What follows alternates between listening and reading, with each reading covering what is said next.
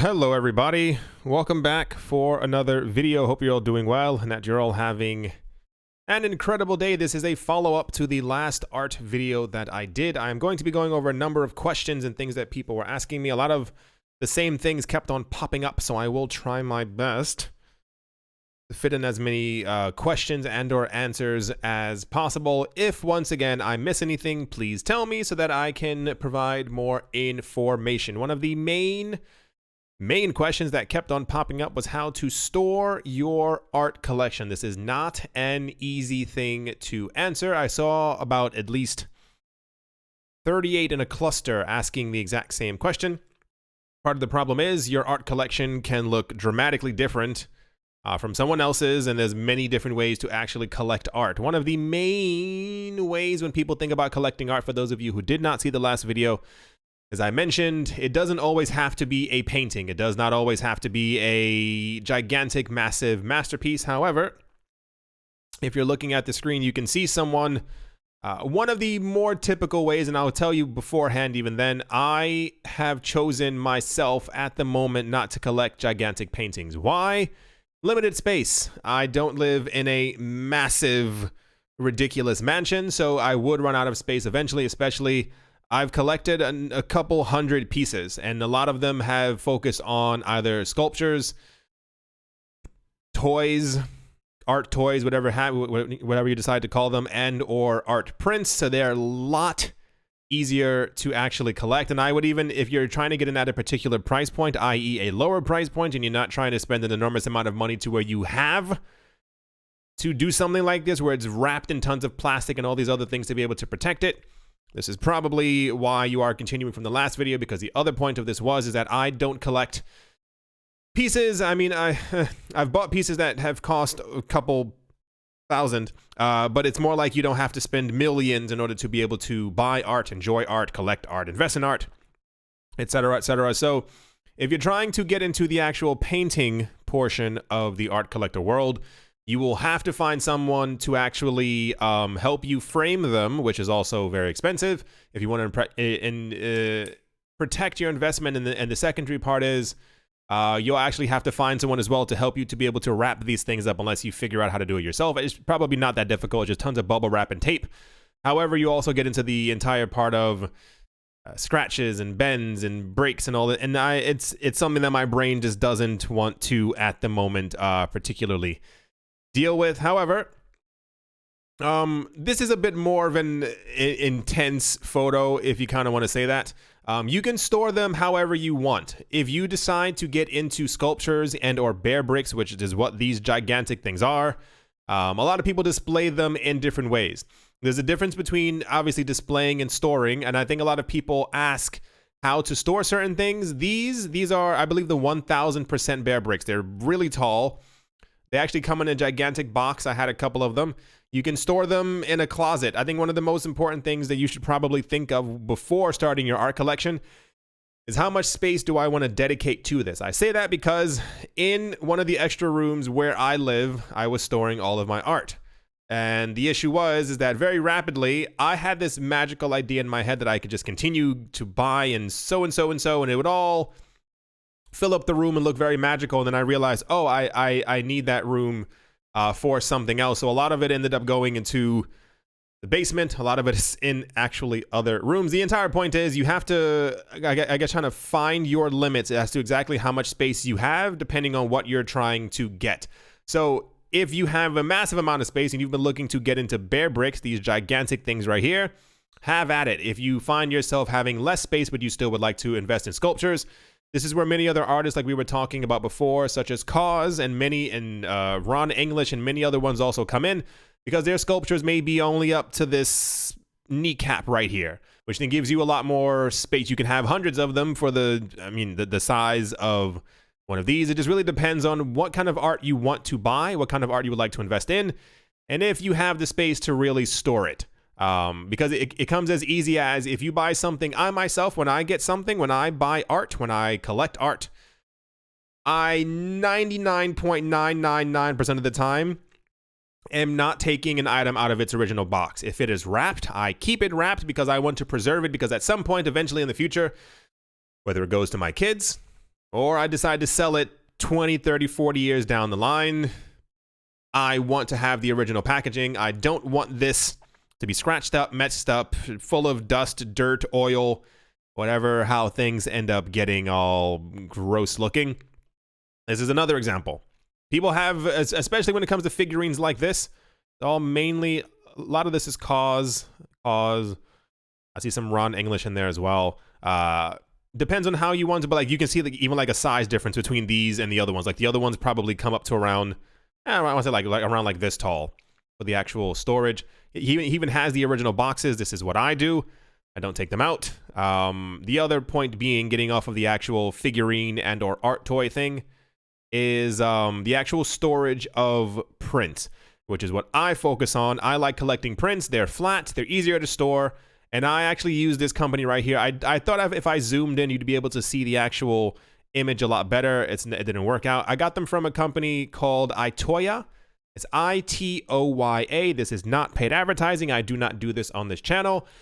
However, I've been using them for around 4 years now. I actually got mine from eBay simply because they were a lot cheaper. I think I have about 5 or 6 of these right now. I'll tell you in 1 second. Hold on. I think each one of these allows for the storage. One of these allows for the storage of around 60 prints. I think that's what it is. The interesting part is that prints come in different sizes. Typically, you'll be buying stuff around the size of 18 by 24 inches.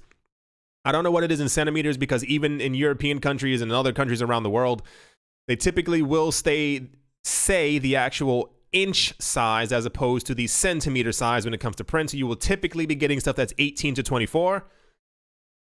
A lot of the pieces that I actually ended up collecting were around 24 by 36, so they do not even fit into the largest one. So a lot of those I still do actually have inside of, you've seen those big, gigantic, rolled, like cardboard things that people get stuff shipped in. They typically, things that size, especially around 24 by 36, tend to last for a very long time. I watched something where this woman, I have no idea what that video is, where the woman was explaining that she had tons of oversized prints. A lot of times if you are getting, I also collect a lot of vintage posters, like very, very, very old posters from art exhibitions, from Picasso, from this person to this, yada, yada, yada. And normal prints are 18 by 24. Oversized prints are around 24 by 36. The art posters, especially from like the 70s and before, you can even still find some around that size with like Damien Hirst and stuff like that, are around, I think, 60 by 100 inches, or is it like 70 by 100? They're huge. They're actually completely massive. And holding them inside of those gigantic rolly cardboard things is totally fine. They're like pressers where you can get them pressed and stuff like that. But even I've had a couple of situations where I recently bought something, I think it was from 1954, was an old art poster. And I took it out of the actual rolling thing, and it was completely fine. You know, obviously the older something gets, the more brittle it gets. But this is once again why I personally, myself, for my portfolio, focus on the 18 by 24s. They're very easy to store. Put a whole bunch of them inside of one of them. They lay flat on top of each other. I'm looking at them right next to me. These are called, hold on. The ones that I use are called Itoya Portfolio Evolution. These are the ones that I'm actually using, but obviously this website here has a whole bunch of different kinds of them. Another option is, now this is if you have a lot of space. I thought about getting one of these, and the ones that are actually more popular are the ones that are actually made out of metal. These, however, do the exact same trick. Is it if you are buying really huge, or even if you're trying to, even if you're an artist yourself, I'm pretty sure you've seen these. If you're trying to store gigantic art prints, this is probably the exact thing for you. If you look at, if you end up finding your own favorite artists on Instagram, you'll notice that a couple of times they'll show photos of after they've just printed a piece of work, they'll actually lay it inside of these as a flat laying surface for them, you know, before they end up getting shipped out and all this other stuff. So this is a more extreme one. I don't have the name of a company for you. I do apologize. They come in all shapes and sizes. You can definitely find them, especially if you go to an art store. If you are hyper interested into getting into art and storing art prints, I would suggest getting one of these. If you're doing it as more of a side hobby, I would definitely get some books like this, the art portfolio books, and see where things go. You might not want to collect art as heavily in a year, and then only to find yourself that you have this sitting in your living room or in your bedroom, and you're like, oh, crap. But if you have a gigantic book that can fit under the, I wouldn't put it under the bed either, all the dust, that you can store somewhere, there you go. There are tons of, and I hope I covered most of the ways. There are obviously many other ways like this as well. If you're buying art and you want to display it around your house, I would 1000% recommend some type of a UV protection, UV stopping glass, anti-reflective. I don't know exactly what the word would be. I've seen and I've been to many houses where people have shown me their piece of this and their so-and-so, and I've seen it on Instagram. I've seen many places where people show off their artworks, and when you look at it when they're showing it, you can tell that at some point during the day, the art has sunlight hitting it directly. And that will fade your artwork. It will make it be worth less. And you'll be really upset in about 15 to 20 years as your artwork gradually just kind of fades. So for me as well, I hide a lot of my work. I have some posters around the house if I have like multiples, but I still make sure that the sunlight doesn't directly hit them. UV rays will still bounce around the room and will still affect your artwork, but it won't be as bad. But if you're doing this for an investment, just don't hang them up. I mean, unless you really, the risk is far too high in my head. I don't know if you have kids. I don't know if you have clumsy family members. If you knock into stuff yourself, the idea of having a very expensive piece, something worth around 3, 4, 5,000 hanging on the wall that someone could knock into, that something could fall, that the sunlight could hit it, gives me heart palpitations. It makes me very uncomfortable, and I don't like the idea of it. However, these are some of the main ways to store. I saw, I saw someone asking as well. They were asking if I store my art in multiple places, and I kept on reading. They were asking if I stored it in multiple apartments. The actual really sad part is, and the most first world thing I think I've ever done, I explained this to someone else, and they rolled their eyes at me as I told them this. I had accumulated so much art and I couldn't figure out where to put it. I was actually looking to buy a studio apartment just to be able to store the art inside. But then I also started panicking because I was like, what if it gets broken into, and all this other stuff started going through my head. Anyway, if you have the means to do so, there are many different ways to be able to store your art. If you do not have the means to do so, there are still an enormous amount of ways to store your art. Just really pay attention to what fits within your budget and also fits within your living space. You have to be realistic. Don't start buying gigantic paintings. I was watching, there's this old couple. I think both of them may have passed away. I'm not exactly sure.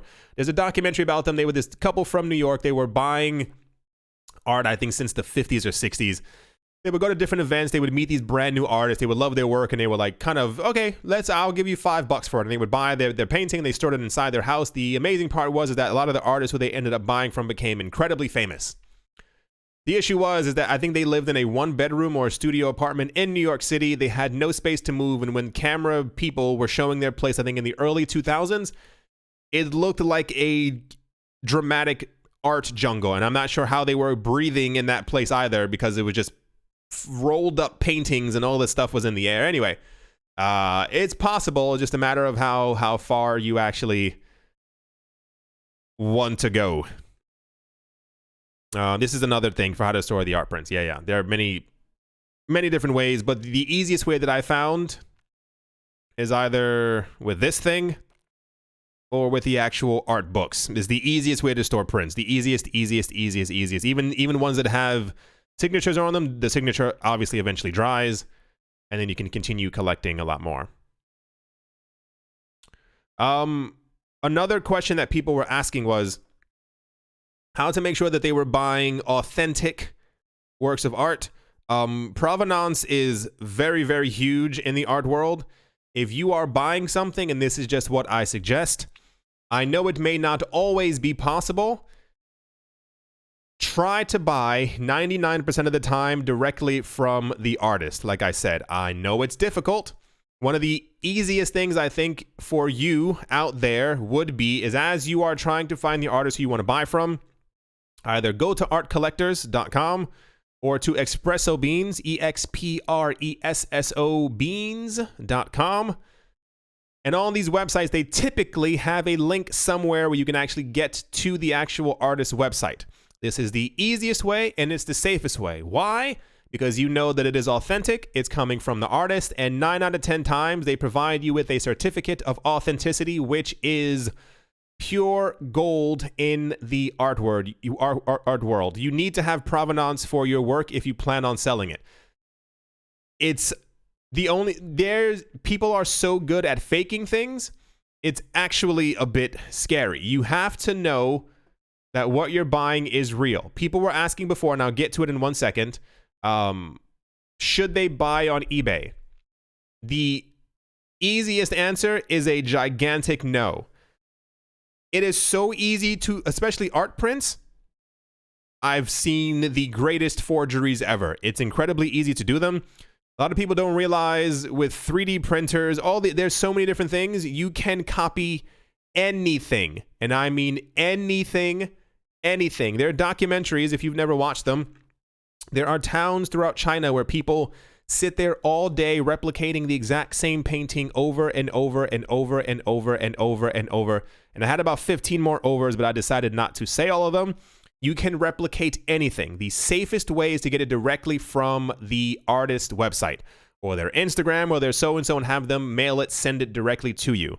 There are, however, other options, but you have to find those for yourself. And that's not like a, I'm not going to tell you. It's more like a, there are ways to collect from your favorite artist. Find a website that they are affiliated with. Like there's that website, I think it's called 1xrun.com. I think I spoke about that in the last one as well. 1xrun typically has artworks from a multitude of artists. So while that artist may also sell some art on their particular website, on their actual website, 1xrun will also be an actual noted certified affiliate partner where you can also get works from them from as well. Sometimes a lot of artists will have like 24-hour releases, which I think is also so when an artist releases something, they'll sometimes release a print, and then there'll be an edition of 150, and you have to get it while that 150 is out. What a lot of artists do to make their artwork more accessible, is a really interesting part, is that they will release, let's say, this print on a 24-hour basis on 1xrun or some other website. What ends up happening is that within those 24 hours, they will print and sign as many prints as they were sold. Hint, a lot of buyers sometimes won't even buy from these websites. Why? Because it's not exclusive enough for them. And what I've seen many occasions where if there's an artist and they release something and they have an edition of 200 prints, normally, bam, the whole thing is gone within 5 minutes on their normal website. Everyone's like, oh crap, I can't get them. If that same exact artist has a 24-hour release for a print, major artists or a lot of stuck-up people in the art world, please be prepared for that, who will not buy during the 24-hour release. And I've purchased many times from 24-hour releases that actually have a lower print run than the actual other prints that have come out from that artist, because people are like, well, over the course of 24 hours, thousands of people will buy it. But collectively, for some reason, thousands of other people don't actually buy that art. I've been in that situation many times. And I've got lucky a couple of times as well where you're actually able to order multiple. So like you can order like 5 at a time as opposed to the normal 1 you would be able to get during the, during the 200 edition run. And I remember at the end of at the bottom of the page, it'll say like the actual number of the number that they actually had out. And I think it was like 271, and I had 5 of them. And I was like, well, there you go. So just another little hint as to how to acquire things. So there's not one particular website where you'll be able to get your stuff. There are many of them. Just make sure, especially if you find an artist that you really like, try to send them a message on Instagram. I would say email them. You might not get a response back. Many artists, not all of them, will be very nice. They'll contact you back, or they'll actually send you a private message, or they'll write under the little the thing that you wrote to them on Instagram, and they'll tell you, oh, I also sell my stuff here. I also have my stuff available here. Cool, thanks. You don't also always have to focus on just one particular website. Like, make sure that you are buying authentic. The last thing that you want is to think that you have something that's not authentic. I don't know if you've ever seen the TV show Antique Roadshow. You must have heard of it at some point. It is the saddest thing in the world where someone thinks they have a painting by Warhol and they're like, nope. Or someone thinks they have a print by so-and-so. Nope. Or they have this, that signed. You have to make sure that you're getting it from the right place. I would avoid eBay like the plague when it comes to buying art. Like the actual plague. If you Google around and type in the words how to sell art, this is I think the third most commonly asked question. So I think I've encompassed many of the questions that were asked in the last video here. Another major one as far as like how to store them was how to sell your art. For me personally, I buy and I hold. I probably plan on never selling. I've gone over this before. I realize that not everyone is that way. And if an art goes up dramatically, therefore people would want to sell, people would want to make that profit, and so on and so forth. When you look for the words how to sell art, you will typically be confronted with things like this. Tell friends and families and coworkers about your art. Display your art at a local art fair. Take your art to interested patrons. The issue is that you're looking to sell art that you have bought as an investment and not the art that you made yourself. So it's very different, and I didn't realize it was this difficult to find information on how to actually sell the art that you have. However, these are some of the major art selling places out there. There are, of course, others. However, this is typically how it works, or what I've seen before and what other people I know have done. This is a website called artsy.net, artsy.net. I am using Daniel Arsham once again as an example. Here's some of his works. On a lot of these websites, you are able to actually sell your own artwork that you have on here. However, what I would recommend, now this is, I'm going to try and go through different tiers. The higher your tier, or the higher your artwork is worth, I would heavily recommend selling through either an auction house or a gallery. I know you may not like the idea because auction houses and galleries may sometimes take a huge cut. However, I have seen before people try to sell this right here. Daniel Arsham had a collection that came out over the course of, I think, a year, 2 year period. I think it was called Ancient Relics, Future Relics. Here we go. Future Relics right here. It was pretty much old things that we used to use years ago. Walkman, boombox, old telephone with the buttons on it and stuff on like that. And I think he made them out of foam. The entire set right now is worth a very pretty penny. It says $35,000 is what they're asking. I can't confirm if that's the actual price for all these things, you know, the going market rate. However, the last thing you want is to sell something that expensive on eBay.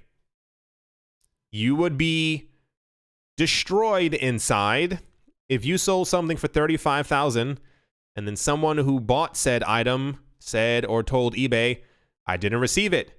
It was broken. It didn't work. I would like half of my money back. That is one of the worst feelings in the entire world. When I used to sell stuff on eBay in mass, like really was selling full time on eBay. I think I once sold a couple of items. It was 3 items. I think it came out to $1,500, $1,600, $1,700. A very good feeling to make a sale like that. I think it took about a week for the person to get the items. And when they got it, they said the corner of one of them was bent. And they either wanted a full refund, which would have been, I'll explain why that's crazy, full refund, or they wanted half of their money back. And I sat there fuming because I'm in two different situations. I either give this person back half of their money for something that I know was not bent, messed up, destroyed in any possible way, or have to give them a full refund. When you give them a full refund, the person has to send that item back to you.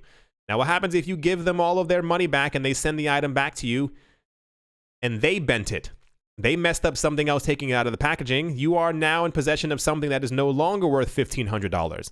It is a terrible, terrible feeling.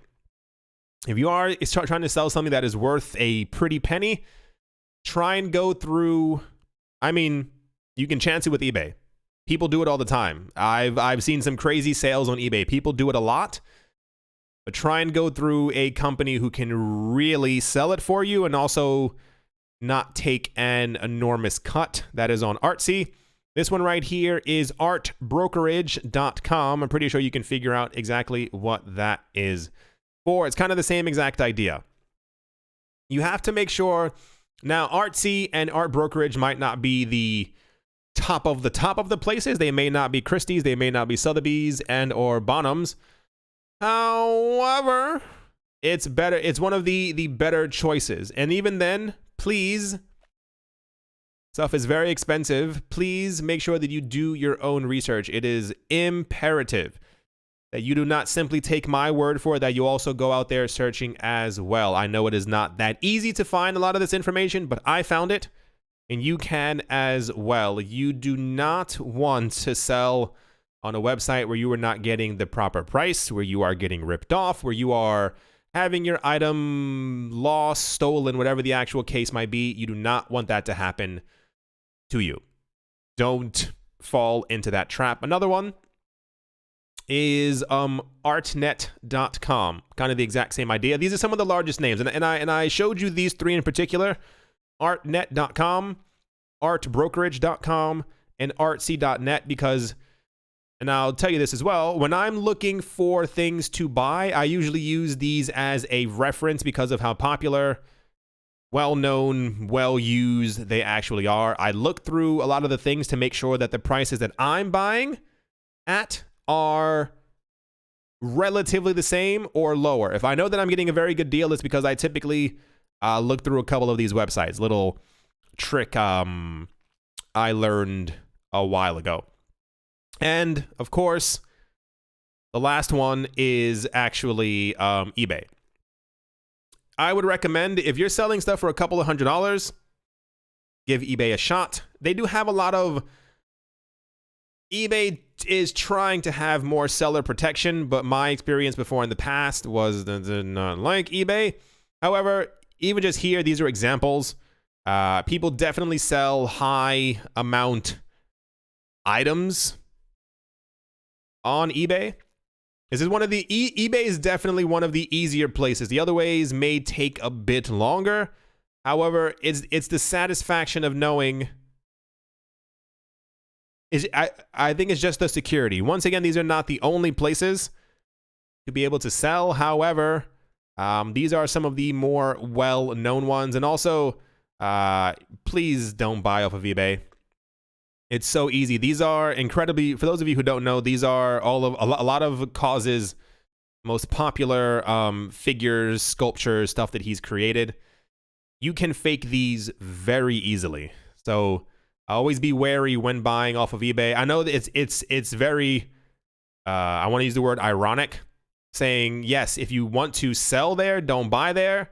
But it's kind of just how things are. A lot of people scoop up stuff very quickly on eBay because it's a very convenient place to buy. It's also a convenient place to sell. However, I myself do not buy on there. I think I covered everything that was asked in the comment section. People were asking how to store. Maintenance goes the exact same way as far as like where to put these things, how to hold them and store them. And people were asking about the upkeep. Same exact thing. I want to say a lot of it is logic based. Make sure this isn't like a dry room. Don't put your art portfolios into a wet basement. I am lucky because my basement is actually incredibly dry. We have like testers who come every couple of months. It's not expensive, and they make sure that I don't know if it's the water, pH, air level balance, I'm not exactly sure what words they use anymore. Make sure that it's still dry, it's not moldy, etc., etc. Last thing you want is to have something in your basement for 40 years. You're like, oh my gosh, I have all this money in the basement, and you go check and everything is just covered in black mold. The last thing that you want, you can also keep it in your bedroom, keep it on top of a dresser. If you have a large enough normal drawer to put an art portfolio in, go for it as well. I have a lot of art figurines and stuff like that, like a lot of these in their original boxes inside of drawers inside of my house that I'm not using because I don't have a lot of clothing, because I'm a minimalist when it comes to owning things like that. It's ironic once again because I don't own a lot of clothing and stuff like that. However, this has taken the place for the stuff in the house. Storage I went over. People were asking as well how to keep their art safe. I think I went over many of the things as far as like safety and actual preservation of the artwork. Don't let people in your house you don't trust. I don't know if that's what people were also asking. As far as like keeping art safe. People are asking about how to buy authentic things and also about selling. I think I covered the full spectrum. These were the main questions that people were generally asking. It's not difficult. It takes about a good couple of months to really get into the swing of things, but I think you'll all be perfectly fine. I mean, if I can do it, anyone else out there can do it as well. Figure out your favorite artists. I would also, once again, use espresso beans to see if that artist has been doing well the last 10 years. I suggest not to buy from artists whose works have not continuously done well. That is the last thing you want. And once you figured out your favorite artists, attack. Start buying from them. Make sure that you're buying at a good price. Make sure that you're buying it directly from the artist if you can. That is very important. Many artists out there. There's so many artists, so there's not even just like 5 artists to look at. There are hundreds. I myself, I think I 25 to 30 different artists who I collect from. You can buy it from their website. You can buy it from different other places as well. You'll all be fine. I hope I covered everything. I hope you all enjoyed. Hope you all are having a great day, a great morning, great afternoon, great evening, wherever you are, wherever you might be. I do hope that it's absolutely fantastic. If I miss anything, tell me, and I'll try to cover it. Thank you all once again for watching and or listening. And yeah, I'll talk to you all soon. See you.